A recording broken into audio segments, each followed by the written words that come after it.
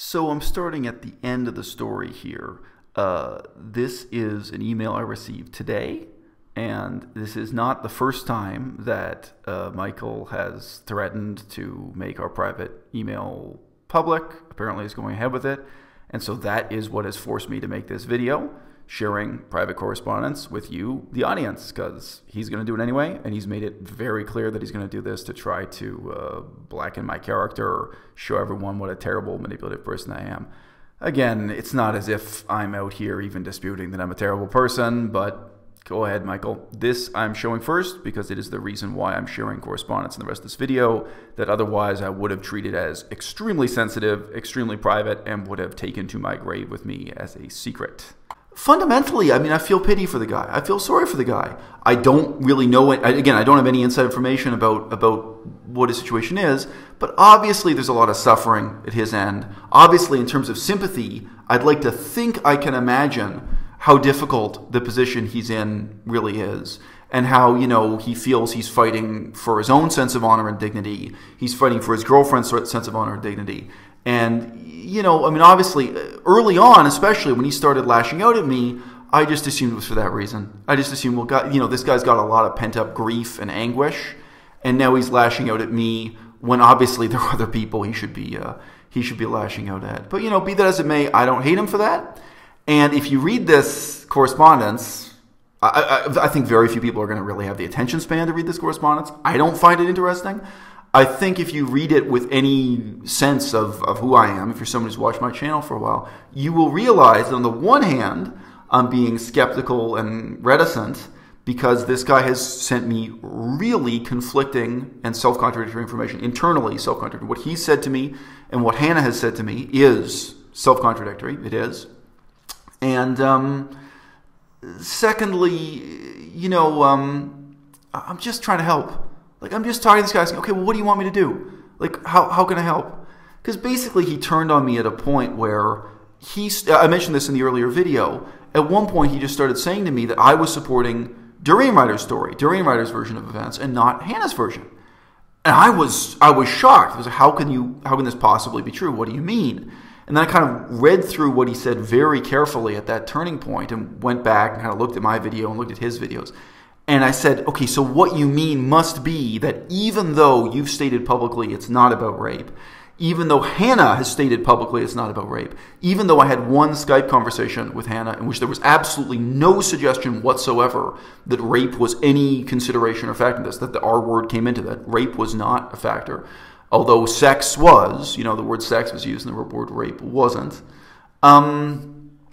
You know, I put the pieces together from what he says. So it must be that what you're insinuating here is that I'm not supporting your version of the story because I'm not reading between the lines that what you really mean is that there was rape, even though you've explicitly said publicly that there was no rape, and you've said to me in private communication, email, and this one Skype conversation that there was, you know, there was no rape.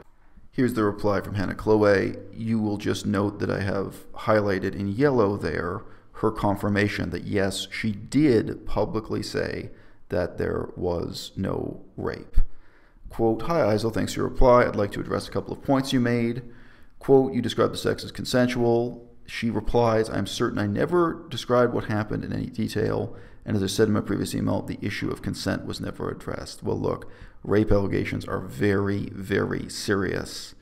Obviously, she doesn't have to discuss it with me. I'm not really asking for her to discuss it with me in any detail or what have you. But it's not really a defensible position to say that it's neither rape nor consensual. She replies, that is not true. I have only made one statement publicly since my video. That statement said I had not accused him of rape because he hadn't raped me. Now, that is a very important statement. And again, someone like Norvegan, someone like Michael, has to consider seriously the position that puts me in. That's her public position on the issue. Which is not the same thing as saying that I had sex with him. I realize that it is just semantics, but this is of particular importance to me. I would never equate what happened with him as being, as he likes to repeat, adult consensual sex. Well, you said it's not rape, so That was the position I was put in, and anyone following the story from the other side was put in. So I can, to some extent, sympathize with the position he was in, as stated. I just imagine that being a tremendously stressful, he's in a defensive position where for his own honor and his girlfriend's sake of honor, and he probably feels he's working against a huge crowd of very angry Durianrider supporters. It's not hard for me to imagine what that's like, his public position. But he seems to be incapable of sympathizing with my position. This final paragraph is significant in its way because what Hannah Chloe is doing here is exactly what Norvegan refuses to do. Norvegan refuses to ever admit that I'm being reasonable. And she says here, quote, I can understand that having that Skype conversation with me and then seeing that public statement, i.e. her public statement just quoted that there was no rape, combined with the innumerable times Durianrider has repeated this story, would give you no reason to believe it was anything but consensual. Again, I spoke to Hannah directly.